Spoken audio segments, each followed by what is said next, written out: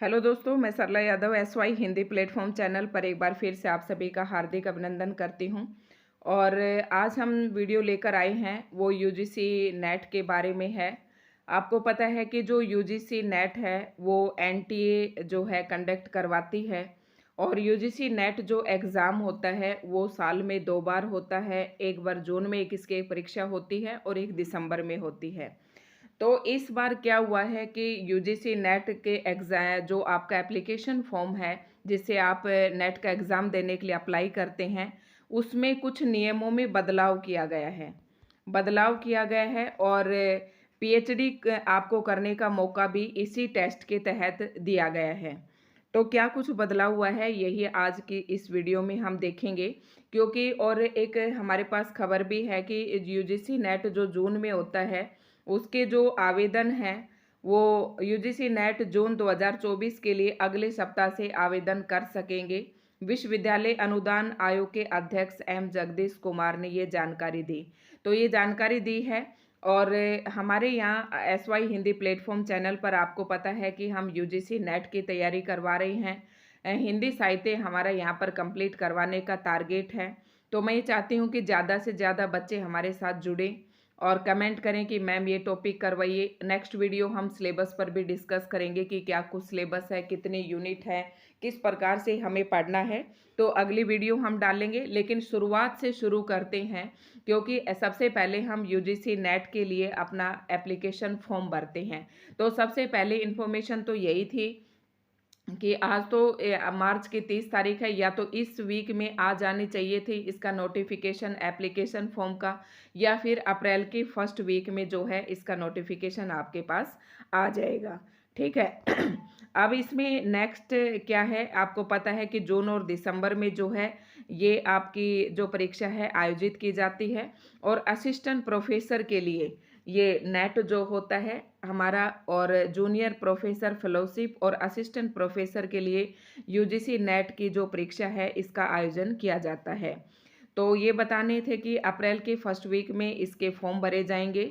दूसरी बात यह है कि कुछ बदलाव किया है UGC नेट में, और वो क्या बदलाव किया गया है कि इस बार UGC नेट परीक्षा के जरिए PhD करने की भी पात्रता मिलेगी। अब तक क्या होता था, देखना कि वीडियो तो सभी लोगों ने डाल रखी होगी, लेकिन पता नहीं आपके समझ में आया है या नहीं आया है। तो मैंने सोचा कि एक बार आसान शब्दों में हम भी ये वीडियो डाल देते हैं, क्योंकि वीडियो तो आपको बहुत सारी मिल जाएंगी। तो इस बार सभी लोग ये कह रहे हैं कि कुछ नया बदलाव हुआ है। तो क्या बदलाव हुआ है कि अभी तक जो था, आप जब UGC नेट का जो फॉर्म भरते थे तो उसमें आपके पास इस तरीके से 2 कॉलम होते थे। एक तो होता था UGC नेट और JRF के लिए, और एक दूसरा होता था ओनली असिस्टेंट प्रोफेसर यानी कि नेट के लिए आपके पास। इस प्रकार से 2 कैटेगरी होती थी, लेकिन इस बार एक तीसरी कैटेगरी और मिलेगी। तो उससे आपको क्या बेनिफिट होगा वो मैं आपको आगे बताऊंगी कि किस तरीके से आपको फॉर्म भरते वक्त ध्यान रखना है। तो ये बता रही थी कि PhD करने की भी पात्रता मिलेगी। अभी तक UGC नेट परीक्षा में सफल अभ्यर्थियों को 2 तरह की कैटेगरी में बांटा जाता था। पहली कैटेगरी में वे अभ्यर्थी होते थे जिन्हें JRF और असिस्टेंट प्रोफेसर भर्ती की पात्रता मिलते थे। यानी कि क्या है कि जिसका नेट क्वालिफाई हो जाता था, नेशनल एलिजिबिलिटी टेस्ट होता था ये। ठीक है, प्रोफेसर भर्ती की पात्रता मिल जाती थी जिसका नेट क्वालिफाई हो जाता था। दूसरा, अगर नेट में अगर JRF क्लियर हो जाता है किसी स्टूडेंट का, तो JRF के अंदर क्या होता था, उसे विद इन 2 ईयर्स में आपको क्या करना होता था कि किसी ना किसी यूनिवर्सिटी या में आपको PhD के लिए अप्लाई करना होता था और फेलोशिप भी आपको मिलती थी। तो ये था। लेकिन इस बार क्या बड़ा बदलाव हुआ है, तो पहली कैटेगरी में तो वे अभ्यर्थी होते थे जिन्हें JRF और असिस्टेंट प्रोफेसर भर्ती की पात्रता मिलती थी। JRF में छात्रों को PhD में प्रवेश के साथ साथ 5 साल तक फेलोशिप भी मिलती है। ठीक है, और अब ये 2 साल तक ही है शायद। ये विश्वविद्यालय अभी भी JRF एवं नेट उत्तीर्ण छात्रों को PhD में प्रवेश की वरीयता देते हैं, लेकिन जो इनमें उत्तीर्ण नहीं है जो इनमें दोनों में उत्तीर्ण नहीं होता था और अगर उसी बच्चे को पीएचडी करनी होती थी तो अनेक विश्वविद्यालयों के उन्हें चक्कर काटने पड़ते थे, एंट्रेंस टेस्ट देना पड़ता था और फिर क्या होता था, उन्हें पीएचडी में एडमिशन मिलता था। लेकिन इस बार क्या किया गया है कि और फिर क्या करना था, उन्हें काफ़ी समय तक पीएचडी में प्रवेश परीक्षा के लिए इंतज़ार करना पड़ता था। लेकिन अब यूजीसी ने बड़े बदलाव किए हैं। यूजीसी नेट परीक्षा में तीसरी कैटेगरी शामिल करने जा रहा है। तीसरी कैटेगरी के वे अभ्यर्थी होंगे जिन्हें पीएचडी करने की पात्रता भी मिल जाएगी। ठीक है, और इसी के साथ अब वो बदलाव क्या हैं ये और देख लेते हैं हम। ये मैंने आपको 3 कैटेगरी बताई। पहले आपको जब आप एप्लीकेशन फॉर्म भरेंगे उसी में ही आपको 3 इस तरीके के कॉलम मिलेंगे। तो आप अगर पहली कैटेगरी यानी कि ये आपकी पहली कैटेगरी है, ये दूसरी कैटेगरी है और ये तीसरी कैटेगरी है। अगर आप फॉर्म फिल करते वक्त इसे आप भरते हैं पहली कैटेगरी को, तो आप जेआरएफ असिस्टेंट प्रोफेसर के साथ साथ पीएचडी दाखिले के लिए भी योग्य हैं। यानी कि जब आप यूजीसी नेट का एग्ज़ाम देते हैं और पहली वाली कैटेगरी में आपका सिलेक्शन होता है नेट एग्ज़ाम देने के बाद, तो आप जेआरएफ के लिए भी क्वालिफाई हैं, आपको असिस्टेंट प्रोफेसर की पात्रता भी मिल जाएगी और साथ में अगर आप पीएचडी में दाखिला लेने के लिए योग्य उम्मीदवार भी हो जाएंगे। तो ये था पहली कैटेगरी में। अगर आपका इसमें हो जाता है तो आप तीनों चीज़ों के लिए एलिजिबल हैं। तो अगर आप ये चाहते हैं कि कोई मान लो एक फ्रेशर कैंडिडेट है, वो क्या करना चाहता है कि वो नेट भी चाहता है, जेआरएफ भी चाहता है और साथ में पीएचडी के लिए भी मतलब एडमिशन के लिए भी चाहता है, तो वो उसे इस कैटेगरी पर टिक कर दे।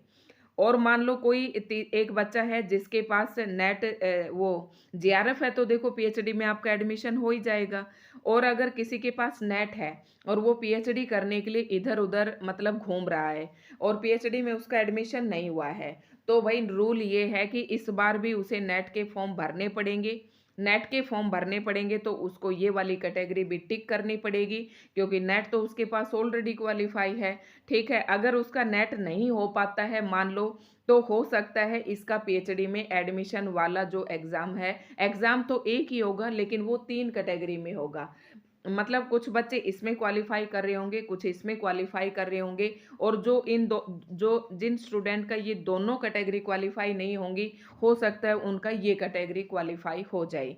तो इसका मतलब ये है कि आपका क्या हुआ कि अगर आपकी ये कैटेगरी क्वालिफाई होती है तो आप असिस्टेंट प्रोफेसर के लिए एलिजिबल हो जाएंगे, आपको जेआरएफ नहीं मिलेगा। अगर ये वाली कैटेगरी में आप क्वालिफाई करते हैं तो आप तीनों चीज़ों के लिए एलिजिबल हैं। अगर आप दूसरी कैटेगरी में आप क्वालिफाई करते हैं, ठीक है, तो आप क्या होगा कि आपको असिस्टेंट प्रोफेसर की केवल पात्रता मिलेगी, यानी कि आपका नेट क्वालिफाई होगा।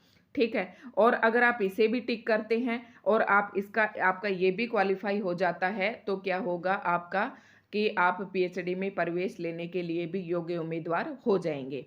अब क्या होगा कि जब आप पीएचडी में एडमिशन लेने के लिए जाएंगे, तो क्या होगा कि मान लो आपने ये परीक्षा दी है, यानी कि आपने यूजीसी नेट की आपने परीक्षा दी और नेट परीक्षा में आपकी तीसरी कैटेगरी क्वालिफाई होगी, दूसरी भी क्वालिफाई होगी या पहली क्वालिफाई होगी।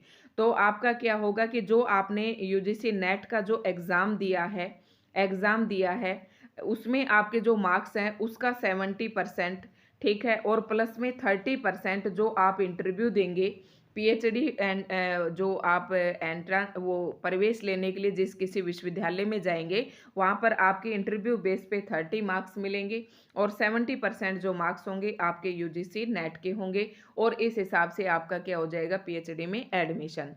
तो ये प्रोसेस है, इसका मतलब ये है। लेकिन बाय द वे मान लो अगर किसी बच्चे का इस बार भी पीएचडी में एडमिशन नहीं होता है, तो उसे क्या है कि अब पीएचडी में एडमिशन लेने के लिए उसे बार बार यूजीसी नेट वाला ही एग्ज़ाम देना पड़ेगा। तो ये है इसमें। अब इसमें कुछ नुकसान भी है और कुछ आपके फ़ायदे भी हैं, वो आप भी थोड़ा सा अपना नज़र डाल सकते हैं। तो ये 3 कैटेगरी थी, कैटेगरी 1, कैटेगरी 2 और कैटेगरी 3। कैटेगरी 1 में क्या थी, जेआरएफ असिस्टेंट प्रोफेसर और पीएचडी दाखिले के लिए योग्य हो जाएंगे। कैटेगरी 2 में अगर आप क्वालिफाई करते हैं तो वे अभ्यर्थी होंगे जो असिस्टेंट प्रोफेसर बनने और पीएचडी दाखिले के लिए योग्य माने जाएंगे। अगर आपका कैटेगरी 3 में सिलेक्शन होता है, जब आप एग्ज़ाम देते हैं नेट का, तो इसमें शामिल अभ्यर्थी सिर्फ़ पीएचडी दाखिले के लिए योग्य होंगे। तो ये कुछ एक नया बदलाव था जो मैंने बहुत ही आसान भाषा में आपको समझाने का प्रयास किया है। और ये केवल हिंदी सब्जेक्ट के लिए ही नहीं है, सभी सब्जेक्ट के लिए एक ही मतलब जो कंडीशन है, ये लागू होगी।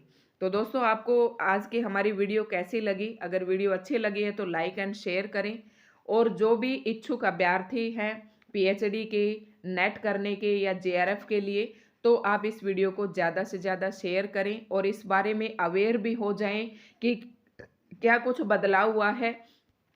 तो पहला ही स्टेप है आपका एप्लीकेशन फॉर्म फिल करते वक्त आपको इन सभी बातों का पता होना चाहिए कि क्या बदलाव हुआ है और एप्लीकेशन फॉर्म कब आएंगे, यानी कि अप्रैल के फर्स्ट वीक में आपको नोटिफिकेशन और फॉर्म दोनों देखने को मिल सकते हैं। और जो कल है, कल भी नोटिफिकेशन आपका, कल तो संडे है, कल तो आएगा नहीं, तो अप्रैल फर्स्ट वीक में आपको नोटिफिकेशन मिलने देखने को मिल सकता है। और आपको पता है कि जून और दिसंबर में इसके साल में 2 बार इसकी क्या होती हैं, आपके ये एग्ज़ाम होते हैं। तो जो स्टूडेंट हिंदी विषय से नेट या पीएचडी या जेआरएफ करना चाहता है, तो मेरा तो नेट ऑलरेडी क्वालिफ़ाई है और पीएचडी करने की मेरी अभी कोई इच्छा है नहीं। तो जो हमारे इससे जुड़ सकते हैं, एमफिल मेरे पास है और हमारे चैनल से जुड़ सकते हैं, आपकी अच्छे से अच्छे सहायता की जाएगी। जब एक ग्रुप सा तैयार हमारे चैनल पर हो जाएगा 4-5 बच्चों का, तो बहुत ही स्टैंडर्ड वाले जो कंटेंट आपको दिए जाएँगे